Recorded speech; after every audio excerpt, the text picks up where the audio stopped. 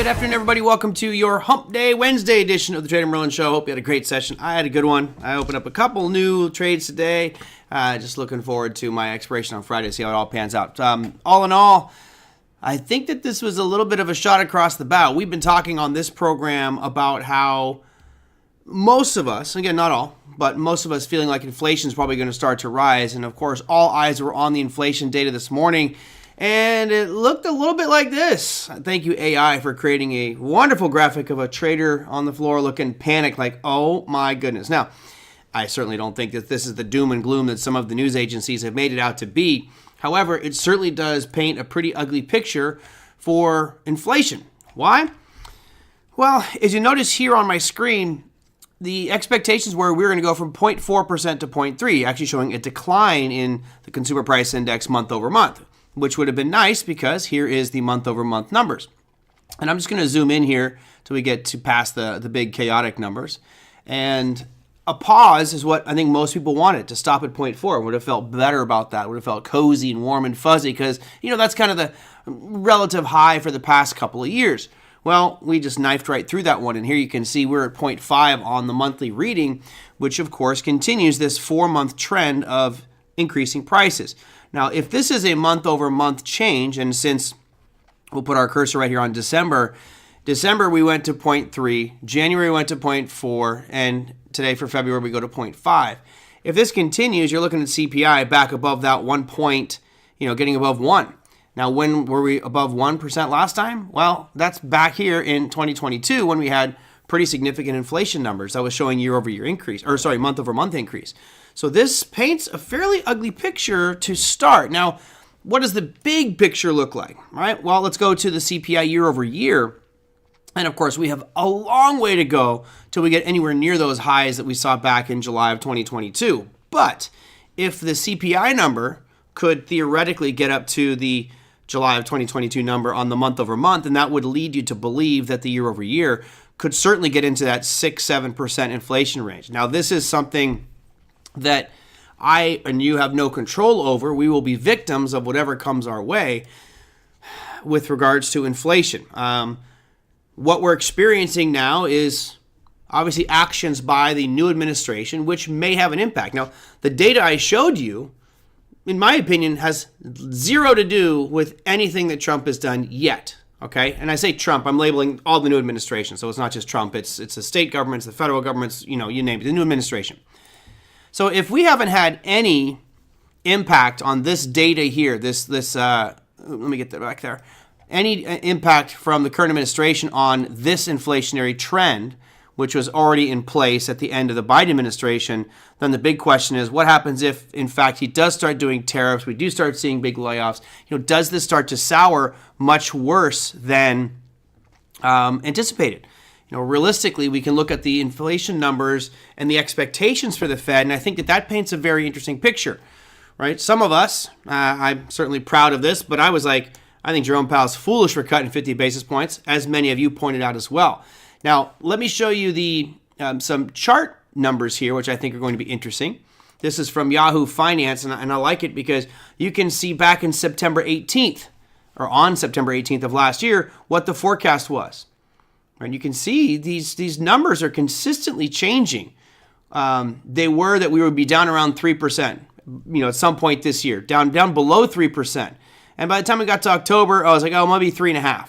By the time we got to November, we'll just be just under 4%. And now, we're probably not going to get under 4%. And this number keeps shifting higher and higher and higher, telling me that the Fed's going, we might have jumped too soon here, and that this is potentially putting the brakes on the economy even more. Now, what I found really interesting was we saw a complete about face on the inflation numbers. It went the opposite direction that everybody expected. They thought contraction, and here we are seeing an increase in inflation data. What is interesting for me is this CME plot chart.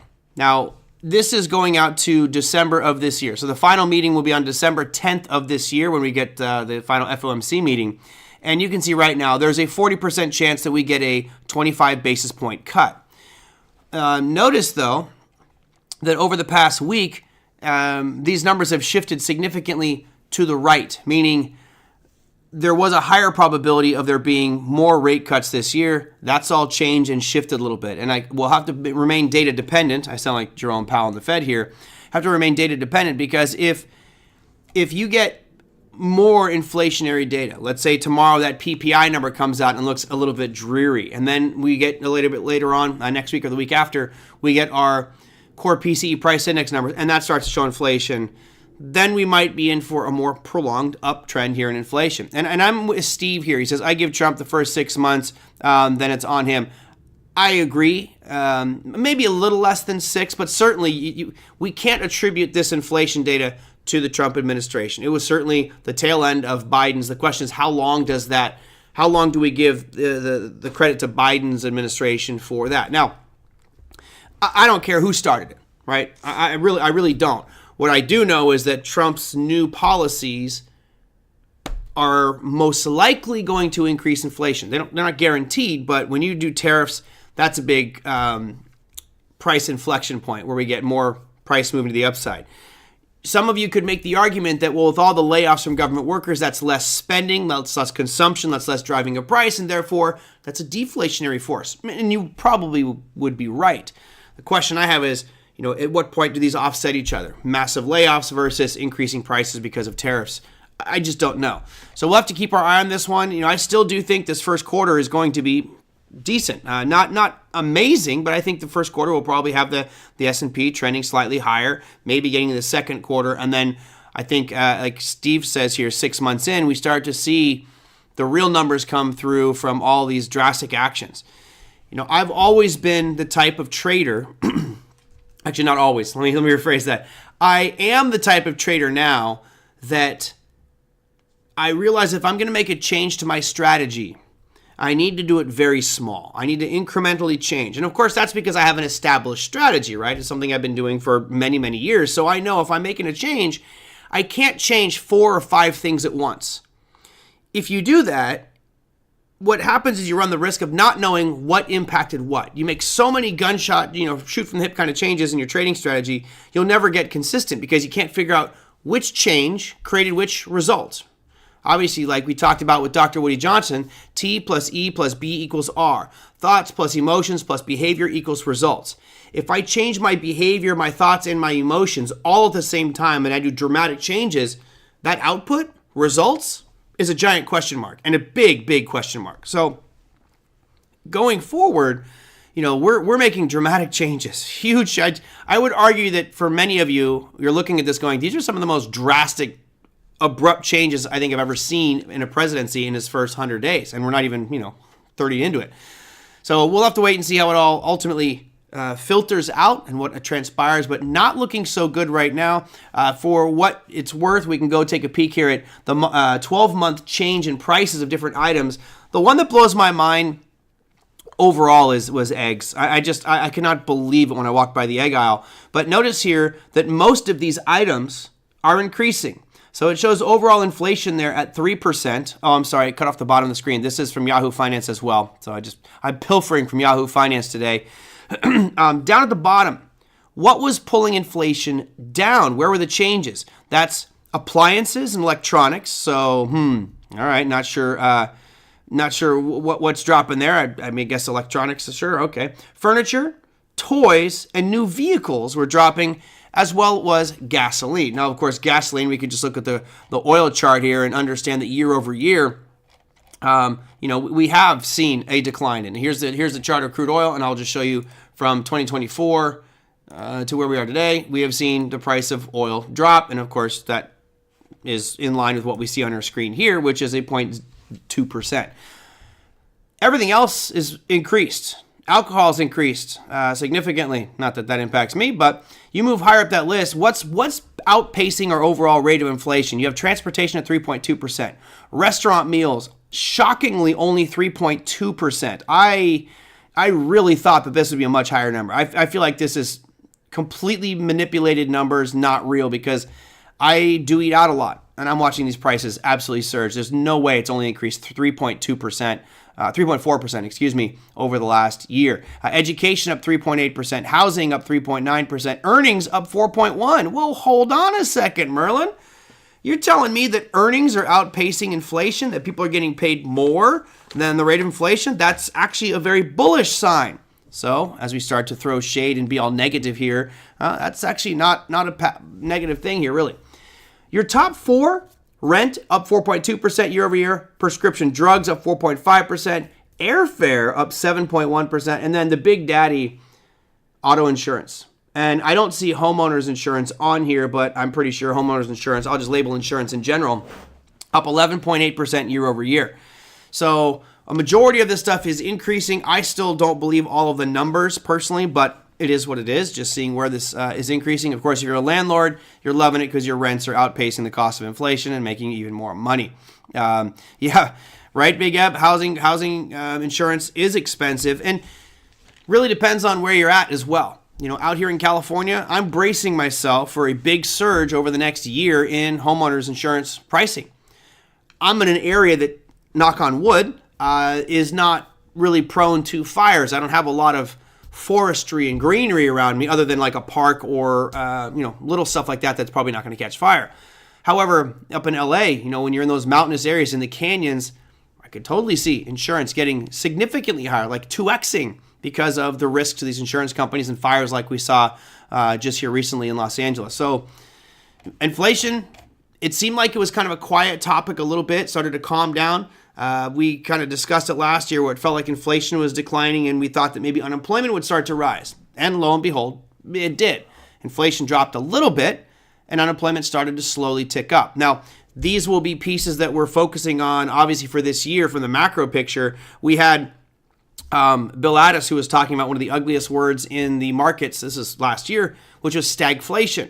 I saw a couple other financial guys talking about stagflation, which is going to be not right now a problem, right? Stagflation is going to be rising unemployment, higher inflation, and slowing economic growth.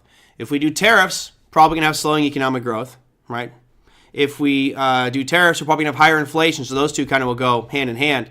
And then because of all the job displacement, we could have layoffs that get significant. So let's hope we don't get there, but that's what the table changed today. The setup of the plates on the table today kind of made me feel a little bit more nervous about that situation because I do think inflation is certainly back on track here. I got to register with the $100,000 total for it. I love it.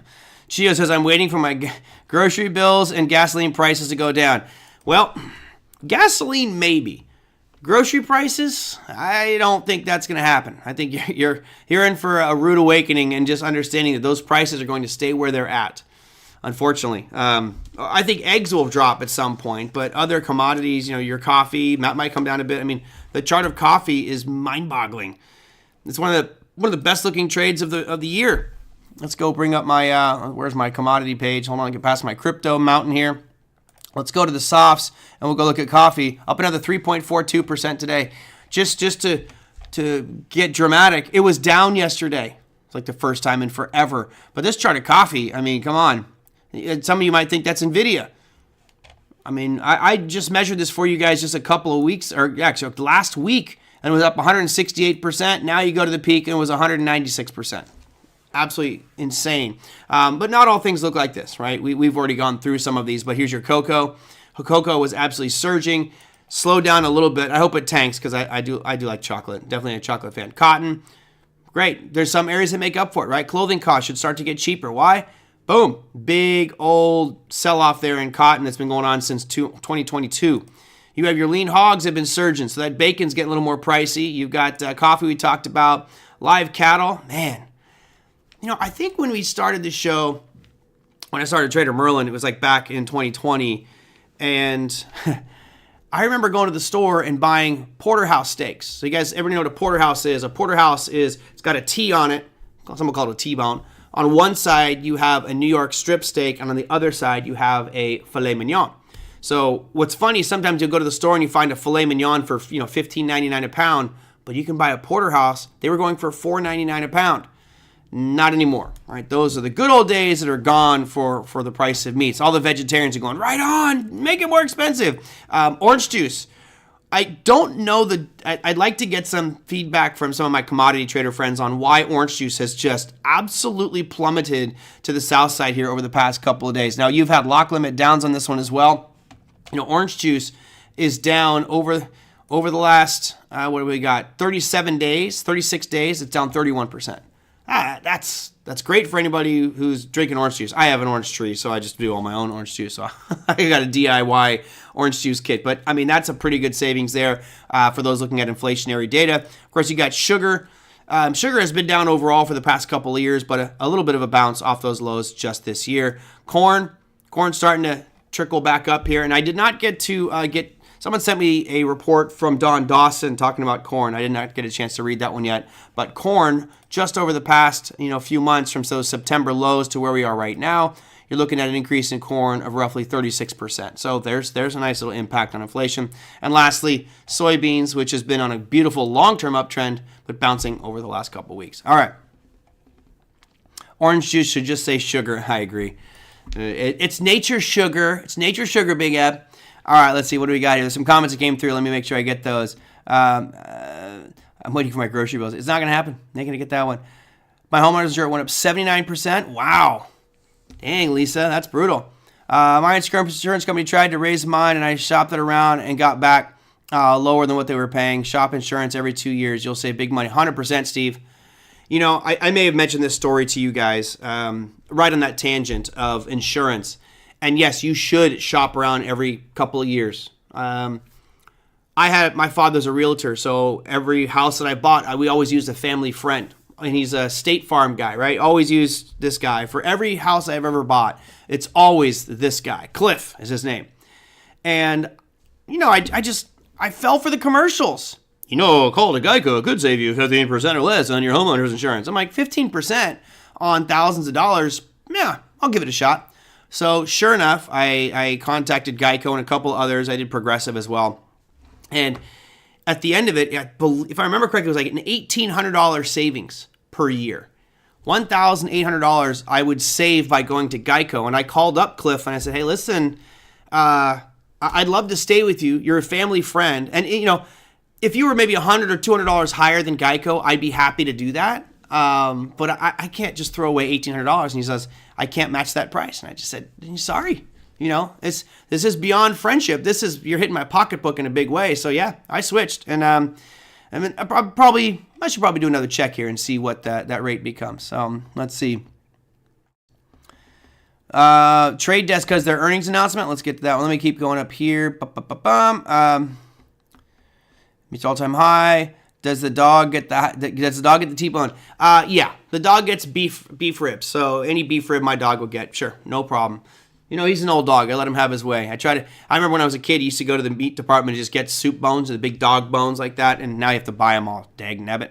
2020 during the COVID, I traded live cattle at $89. Now it's $200. Wow. You traded live cattle? That's like such an illiquid pit. I mean, there's almost nobody in that pit. Volatile. We have 2 orange trees and harvest them around. Yep. Love it. I've just harvested mine. So I have a fruit salad tree. I should show you guys a picture of it. It's really kind of cool. It's a dwarf tree, but it's fruit salad. And it has lemons, limes, navel oranges, Valencia oranges, tangelos, and mandarins all in one tree. And my tangelos are off the charts. All right. John says, James from Invest Hunters just posted a Patreon today about his Tesla insurance, saving thousands of dollars a year versus Geico. So going through Tesla. Yeah. Tesla is going to incentivize you to use Tesla's insurance. I mean, especially if you're driving a Tesla and you're using FSD, they know that you're a much safer driver if using FSD. And this is something of interest because I'm glad you posted that, John. Thank you. Down the road, do we see insurance prices drop for those that are using FSD because they're a safer vehicle? Legit question. I think that is a very real reality where all of a sudden our premiums start to get lower and lower. Oh, you drive a full self-driverless car with, Tesla's AI. Okay, your insurance, drops whatever, $100 a month or whatever the case may be. So, interesting. I love my peach tree. Chris, I just bought so I'm a fan of these grafted trees. So I have a peach tree out there right now and it's dying. Peach trees only live about 12 to 15 years and then they die. I bought a fruit salad peach tree. So in one tree, it has 3 different types of peaches. I'll let you know how big it gets, Chris. Maybe get your brother down here one of these days. Get you guys both down here. All right, homeowner insurance has changed here in New Jersey. All your info is available to all insurers. I had a claim last year, and I was told by my multiple companies that they would not write a new policy. My claim? Oh, wow. That's terrible. Someone will write you a policy, but you're going to have to pay a lot more, I would assume. Jeez Louise. For 2 cars, 6 months versus... Wow. Well, there you go. Lesson of the day, shop around for insurance, see what you get different price-wise. Let me move back into conversation about what's happening today. And again, I'm trying to... Essentially, when I do these shows, a lot of times it's me just talking out loud in my head, kind of what I'm thinking, what I see long-term for the market. So obviously, I'm a believer that inflation is going to come back. I think that, right now you're looking at, you look at that CPI data. Let's bring it up for you again. You get that CPI data right here. 3% is what that's showing. I'm definitely in the camp that I think that by the middle of this year, we'll be at 3.5, maybe a little bit higher than 3.5%. So that to me is concerning, because what that does, if we get this to continue to rise, that now means that the Fed will not be able to lower rates anymore. And yes, I saw someone post earlier, you had Trump again demand and say that interest rates should be lower.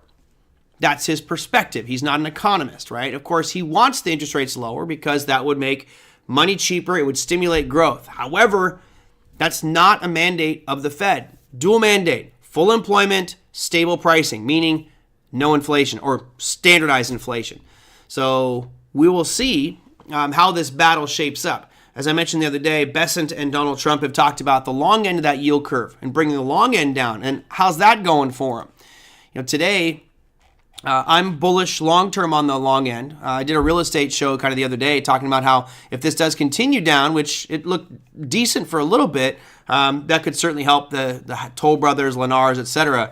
But now it's back doing what I think it's going to do, which is continue to go higher. Certainly, I think that 5% is on the table. Now, I have this head and shoulders pattern drawn here. It is now void. So for those who are into technical analysis, you look at this head and shoulders I've drawn. Let me get rid of it. And I'm just going to move this for a second. The logic here is that it was getting stronger and stronger, and all of a sudden it didn't show that strength anymore. It gave up and made a new low. That should have moved even lower. That should have brought us down to right around 4.23%. It didn't get there. We came down. We hit a little bit demand zone that was a little bit higher, which I just moved. That's this yellow box right here. All right, we tapped into that one, and now we're moving up. Because we broke this swing high, which is on February 4th, this whole pattern is now void. So bye-bye head and shoulders pattern. It was fun while it lasted, didn't work out, and again, things don't always work out, but that is now removed, and there we go. So now we go back to a little bit of a naked chart here, and at this point, if we break above this 465, which is where we kind of bounced off of today, we're back nearing that 4.8%, and then it's off to 5%. Making the pattern void is very bullish, and I agree. It erased the principles that, in my mind, were the bullish parts. Now, are we out of the woods yet with that 10-year? No, look, we still technically have not broken this pivot here from the 23rd of January. So we sold off aggressively, we rallied, and then sold off again. We'll use that as kind of that next turning point, but we smacked right into it today. We came right up to the absolute tippy top of that zone and now sold off a little bit. So let's see if momentum can continue to push up to the upside here and get us back up to that 4.8%, which I do believe is going to happen. All right? Inflation is back on the discussion, most important part. Now, when we look at inflation, there's those three kind of variables to stagflation, right? Which is rising inflation. Okay, I think that's coming. Slowing GDP growth, which I'm not 100% sure on. I do think we're going to see it slow down just a little bit. And then that third piece is jobs, the unemployment data. Now, of course, we had the unemployment data come out last week. Let me bring up that chart here just so we can see it. That was on the 7th. So here's your unemployment data. And the reason I bring this up is the unemployment number actually declined, went to 4.0%. And here is the more recent chart of it, okay? So things looking actually okay over the past few months. Really September or August of 2024, we peaked out at 4.3%. Now we're at 4%. Things feel good. Okay. Even though we have that, we have a ton of layoffs happening. We're talking thousands of layoffs. Now, in the grand scheme of the working force in the United States, thousands of layoffs is not that critical. But when you get to the tens of thousands, which is what I'm hearing on government level of people being let go, it does start to make a difference. And you also have companies all of a sudden starting to say, we're going to ratchet down spending a little bit. The one I saw today, well, actually the past couple of weeks, you can start with Ford. Ford has made an announcement today that they think that the actions by Trump are going to cause significant unemployment on the part of Ford. Why? Because Ford invests a whole bunch of money in electric vehicle facilities and battery plants, and there's subsidies from Trump or from the administration for that. If Trump takes that away, they'll lose funding, they'll lose income, and they'll have to lay people off. So that's one set of unemployment. You also have Dell. Dell's also been having some issues with employees. They're telling all the employees to come back to work. If you don't, hit the bricks. And then the big one today was Chevron, CVX. Right? Chart-wise, Chevron, I'm not interested in it as a price. Does not look good. Right? Doesn't look good here at all. They have now said that by 2026, they intend to lay off 15 to 20% of their workforce. Now, if Chevron has like roughly 46,000 employees, that means you're talking just from Chevron alone, another 9,000 people being laid off. And I'm a big believer of the cycle or the spiral, right? Spiral is employers look to cut costs so they can increase profits, so they let go of employees. So employees get fired, and that drops everything down one notch. Those employees have less income, less money to spend, so they don't buy as many goods and services. Therefore, companies have to lay off more people because they're not buying the goods and services, and we get in this vicious downward cycle, which can lead us to a stagflation environment, which you talked about earlier, which is, as Big Eb says, very difficult to get out from underneath us. So keep your eye on it. JP Morgan is also making some cuts. They're laying off 1,000 people, but they're always hiring. I think they've got over 300,000 employees at JP Morgan alone. But if we start to see things slow down and inflation hit higher, meaning rates are going to go higher on the long end of the yield curve, you will start to see more companies saying layoffs, which will further add complexity to this kind of three-sided puzzle we're dealing with jobs, unemployment, and inflation. So kind of exciting stuff. There are some layoffs happening, and hopefully it doesn't happen to you guys. Let's bring down the cost of housing down in that spiral. Well, let's be honest here. What would it take? You guys tell me. What would it take to bring down housing prices? What would it take to seriously drop housing prices? There's a couple solutions here. And I'll wait for you guys to respond. Let me go read some of these old answers. Let's see. Inverse head and shoulders have better chance with projection. No, they do, Sava, because an inverse head and shoulder is a bullish one and markets tend to go up. So statistically, yes, an inverse head and shoulder is better than a head and shoulder. Yep. You see there's a bull flag forming on NVIDIA. Well, let's go bring up NVIDIA. You're talking real short term, right? Yep. You got this big impulse move up. Now what you're going to want to look for is that little price channel that goes sideways. So there's two types of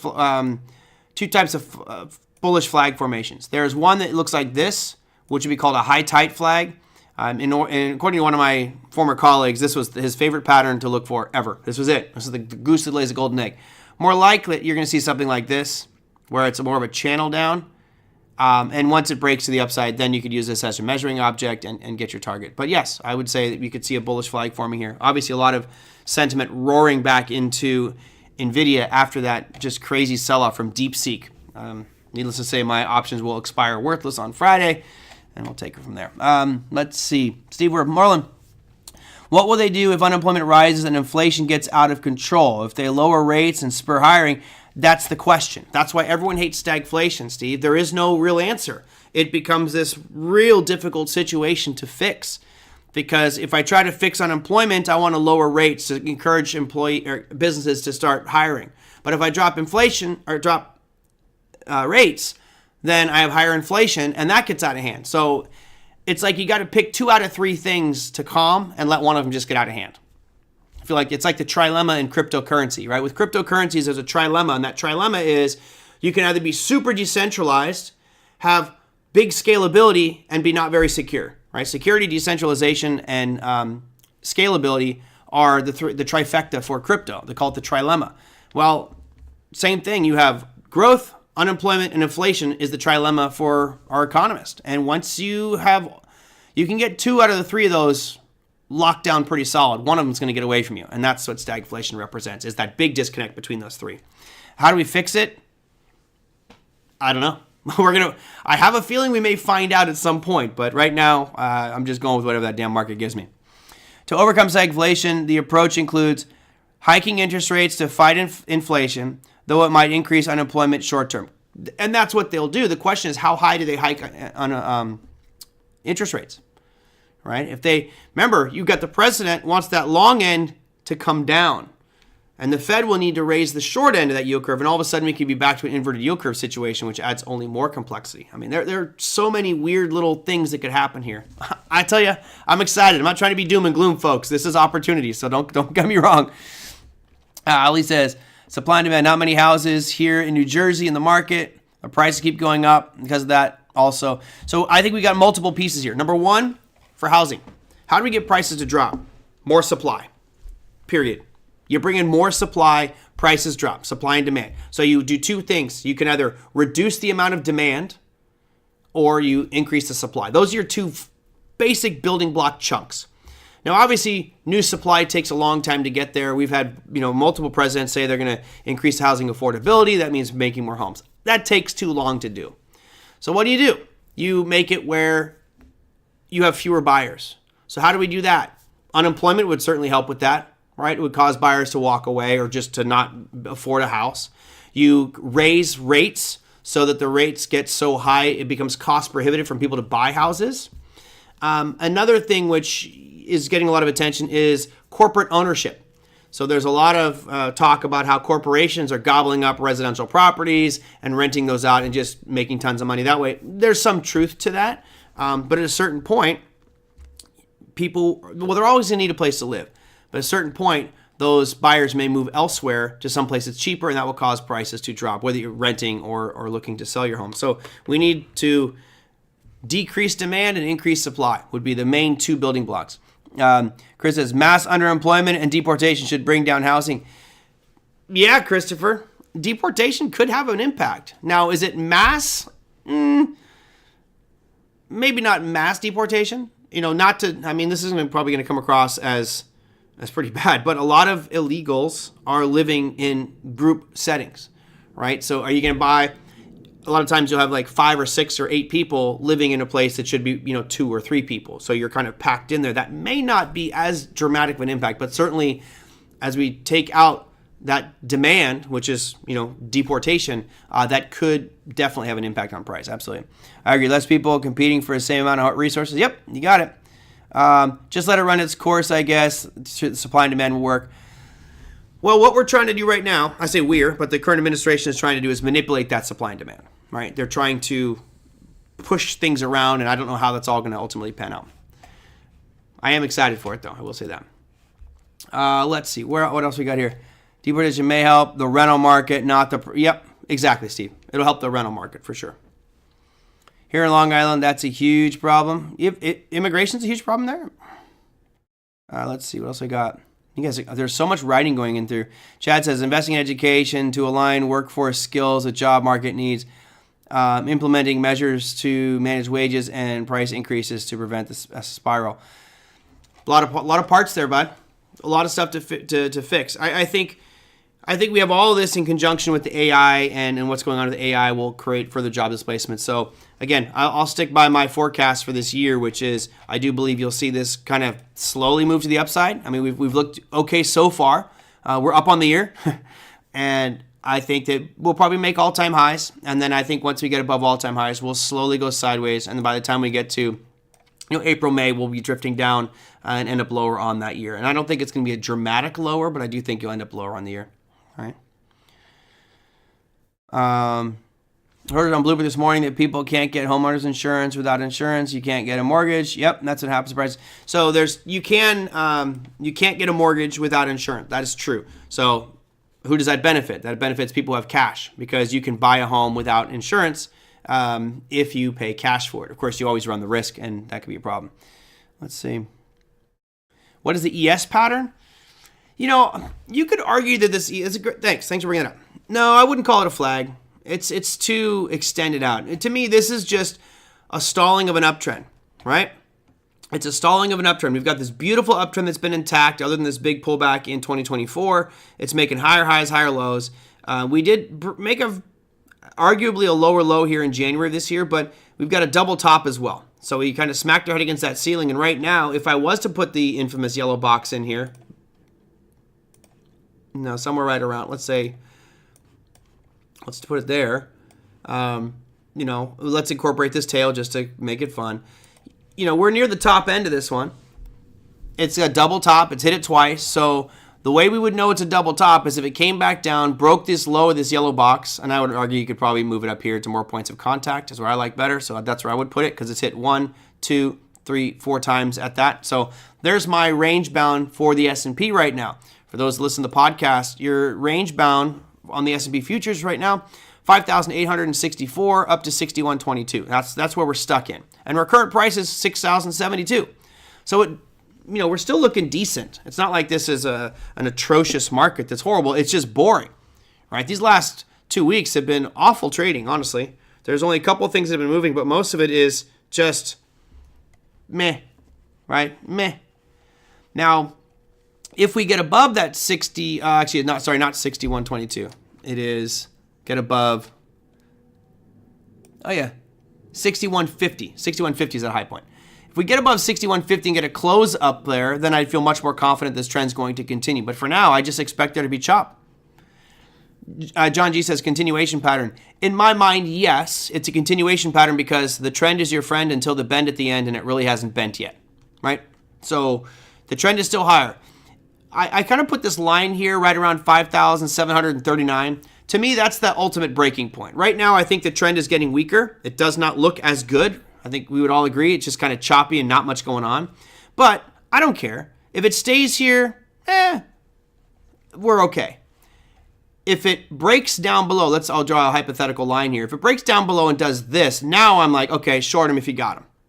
Short him if you got him. Because we've broken key longer-term trend lines, shorter-term trend lines. The basing sideways is now done. I think if we get below 57.39, then we'll probably have some sharp moves down, followed by nice rallies back up. But overall, that to me would be the downtrend point. So people ask me, what are you looking for? That would be it for me. Good analysis. Not bad, but sideways boring. Yeah. I mean, look, there's still opportunity here. I've been making trades, short-term trades on the S&P and selling puts where I can just to generate some income. The average person over the past couple weeks has made nothing. It's done nothing. If you're an investor, you've made nothing over these past couple days. Chad PM says, what's the risk to the upside? Well, it's unmeasurable. You can't measure the upside risk because there is no upside potential or no measurable place to go to the upside. I mean, look at this trend since 2009. There is no supply zone to look at. So how do we calculate this out? How do we figure what that extension point would be? And this is where it's just so subjective. You can use extension points, but I don't think fib extensions would really help me much here. And I know Scott's probably laughing at me right now, but where do you measure from? For those of you who have used fib extensions, where do you measure it from? I'll give you an example. Let's use trend-based fib extension. So you would start there and you go up to like a most recent high and go to the pullback. So maybe that's your starting point, and that would give us targets that take you up to 6,600. Well, do I start from there or do I go from here? Or do I go from here? Right? Everywhere you draw it from creates a different set of variables, and I'm not a fan of that type of thing. I'd rather have something that has prior highs to go back to so I could measure and say, okay, there's a supply zone based off some previous highs. But we just don't have that. We don't have it right now. So I would put fib extensions on this if and when we broke this. For now, I'd be looking at that 6150 mark as an overhead supply. And once it closes above that, then I think you'll continue this trend to the upside, which I believe is a higher probability trade at this point. I think the COVID lows. Zero or scalp. That's it. Yep. No buyers. You see it happening in Florida. Great for selling puts. Yeah, John, it has been great for selling puts. I like a little bit more volatility, but I've still been selling a bunch of puts on Nvidia and MSCI and MicroStrategy and Nike, or MSCI, SMCI, MicroStrategy, Nike, IWM, NASDAQ, Russell, NASDAQ, S&P. I mean, that's where I've been doing most of my option selling and trading the futures. So, yeah. it's a sit at your computer and catch a scalp week. I would agree with that. Now, look, if you look at what it's done, it ultimately doesn't feel like it's done much, but we have had significant volatility. I mean, you could make the argument that today was just fantastic. All right, let's go and show you a 5-minute chart of today's trading. When that CPI number came out, I mean, this thing fell super aggressive, right into these lows back in here. All right, you came back into that opening or that gap down price on Sunday night, right down to it, and now all of a sudden we've ripped to the upside. So plenty of opportunity, right? There's a lot of action in the S&P. It's just overall, it's just kind of compressed. Now, there was a question that said, what's the difference between consumer price index and producer price index? Yeah, CPI represents consumer price index, the price that you and I pay for goods and services, in that basket of goods and services. And PPI is what producers are paying, really essentially what it costs them to make it, and that's the gap. So producers will typically pass on inflation to the customer, which is kind of like, I like to watch both of those. And it's weird how the way they report it. This week it's consumer price index and tomorrow is producer, so CPI first, then PPI. Next month, it'll probably be backwards. They kind of keep flipping these where PPI goes first and then CPI.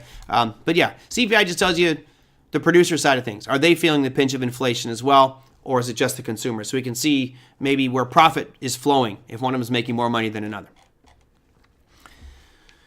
Let's see. What else I get into? Let's run through our top 8, shall we, while we're here? I'll take off the 5-minute time frame here and go back to our daily. All in all, it was an interesting day. I mean, you had a big sell-off in crude oil, which I was a little bit surprised with. I thought we'd go a little bit higher. I thought we'd get up to about $74 in this range from February 3rd's candle, but we didn't.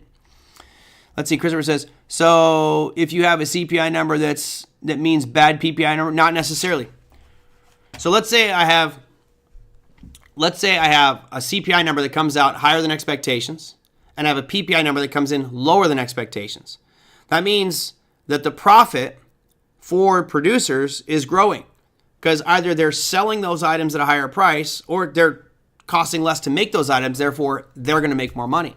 Long term, that could have an impact on earnings. And again, it's really hard to read it like that, but it has to be a prolonged period where you get that separation between the two. Or let's say we get a 3-month window where PPI numbers have been rising, but consumer price index numbers have stayed the same.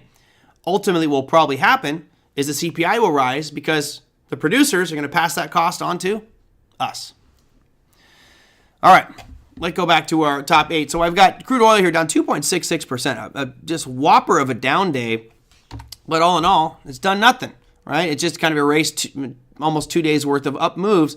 But we still haven't done much here with regard to crude oil. I still do believe that we'll come back down and test this $69 level, $69.50 level. Russell 2000 down 0.9%. Same thing as the S&P. Lots of chop. Granted, the last 4 or 5 days have been rather weak, but not a lot of real clear direction here for either of these markets. We already looked at the S&P, which is just sideways as we talk about, nothing burger. Boredom. Here's gold.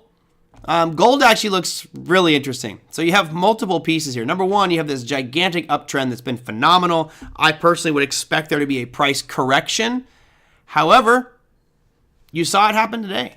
Prices sold off aggressively on gold, and then it came screaming back up and closed near the high. This is what's called a hanging man formation, and Steve Nissen says that this is a bearish indicator. In my mind, this is a bullish indicator. It's like a slingshot. Buyers had the last word and they pushed price up on gold. So I would look at gold futures as a potential buy for tomorrow, even though you're almost at all-time highs. Crazy. Dollar index for today's session, fairly unchanged, 0.05. But notice what we've got here. We've got compression. Price is kind of condensing down like that spring. It's getting calmer and calmer in that dollar index. Ultimately, this will explode one way or the other based off the historical trend. It does feel like we would break to the upside, but right now it's making higher lows and lower highs, which is just compression. So we'll just have to keep an eye on that one. Top 3, we actually have the NASDAQ into positive territory, but look at the chart. Boredom. It does feel like it's getting stronger. Again, I've mentioned this over the past few days because you're making these higher lows. My guess is you'll probably challenge this high right around 22.49 in the next couple of days. and then maybe get back to this all-time highs that we saw back here in December. 10-year, we already looked at that.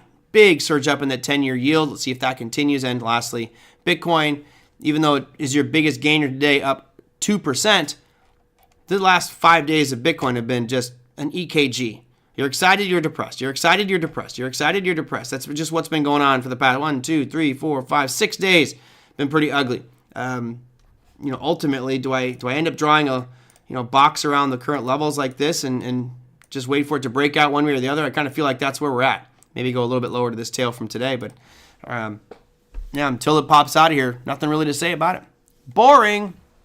All right, let me wrap up and get into your economic calendar for tomorrow. I have right now the calendar for the 7th. Let's look at Thursday's trading activity. We, of course, have our producer price index numbers.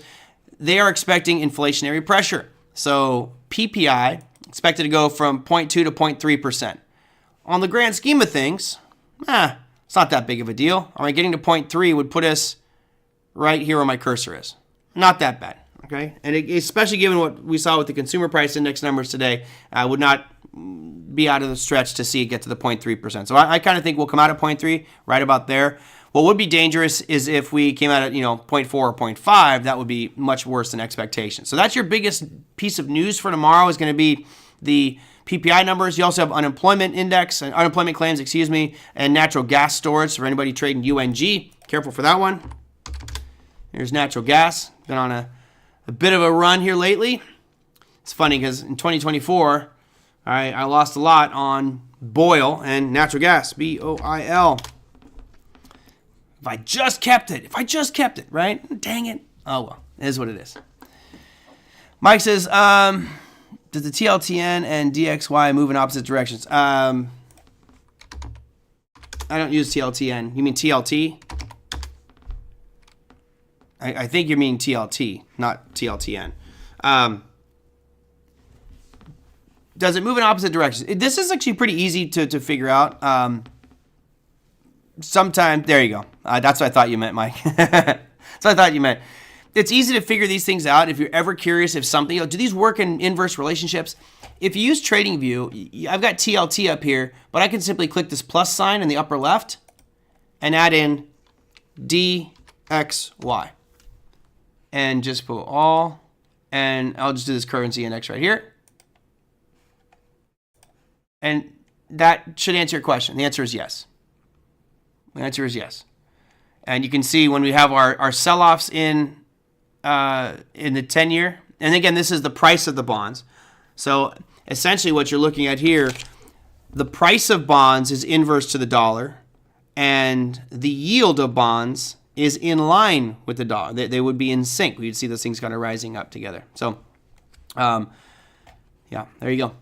So that's to answer your question. They have been inverse, and they're not always lockstep. But as we saw down back here in 2023, when we had TLT bond prices falling aggressively, dollar was rallying. DXY, and now you've had for the past since September of last year, bond prices have been falling aggressively, yields have been rising, and dollar has been rising as well. So there you go. Anytime you want correlations, you can add it there. There's also another place at stockcharts.com. You can look for analysis as well. I'm making your oil demand zones good to have objective perspectives. Thanks. No problem. And again, not saying I'm going to be right. Right? It's just my perspective, my take. This is not. I guess I need to put at the front of this that this is not financial advice. This is me talking about the markets, and take it for what it's worth. Do your own due diligence, do your own research, but it's us talking about markets too, because you guys share in there as well. Okay, I'm going to wrap up. We have that, and then also we have earnings. So let's go just real quick to the last little part of earnings here, which we do have a couple companies reporting. Nothing major, but I'd rather at least show you. Where is my earnings calendar? Come on, Merlin. I'm slacking today. Here's your earnings calendar for mañana. You got Roku. You have L'Oreal, Siemens. Applied Materials is probably the biggest U.S. one. You've got Sony, Palo Alto Networks, John Deere, Moody's, and Duke Energy. Just some of the bigger names on that list. Airbnb as well. Airbnb, let's bring up ABB. And let me take off this dollar index on top of that one. Kind of boring for Airbnb. There we go. Okay, everybody, that's going to do it for me. I'll wrap up. I'm exhausted. I'm teaching a crypto class from 6 to 9 in the morning. Not It's a lot of work. Tough. It's a good time to be teaching crypto, though. I'll tell you that. If you guys have questions, things you want me to see. I didn't see that. I know they came out with earnings today. Let's look at TTD. Ooh, down 26%. Yowzer. Well, I may have a candidate for selling some puts tomorrow, huh? Let's go 5 minutes on that bad boy. Womp, womp. Jeez Louise. Interesting. Does it say they beat their numbers? They actually beat their earnings. They were supposed to come out at 56 cents. They came out at 59. So they beat their earnings, but their revenue was down significantly. Down 17 million on their revenue. Wow. That is crazy. Let me go and bring up the daily here so we can see. Does this line up with any demand zones? This may be one in the morning. You see this little dotted blue line. I'll put a more solid line on there so you guys can see it. This is where we're at right now. And we'll make it a little bit bolder style. I'll make that a little bigger. Okay. That red line is where we're at right now. It's really not at an area of demand, unfortunately. It's not at anything significant. Now, I mean, heck, if it got opened up at 77, I might be really interested in this bad boy. Reddit was coming out with earnings today too. Yeah, I didn't look at all these ones. Reddit's down 15%. You can see there's your Reddit line right there.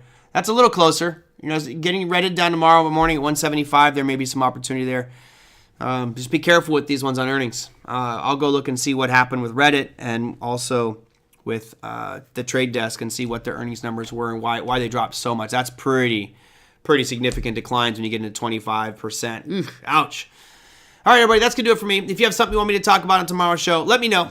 You hit me up at tradermerlin@gmail.com. Just email it in there, and I will get to all your questions tomorrow. Hope you have a fantastic trading day. We got 2 days left of this week. Let's make them good. See you guys tomorrow.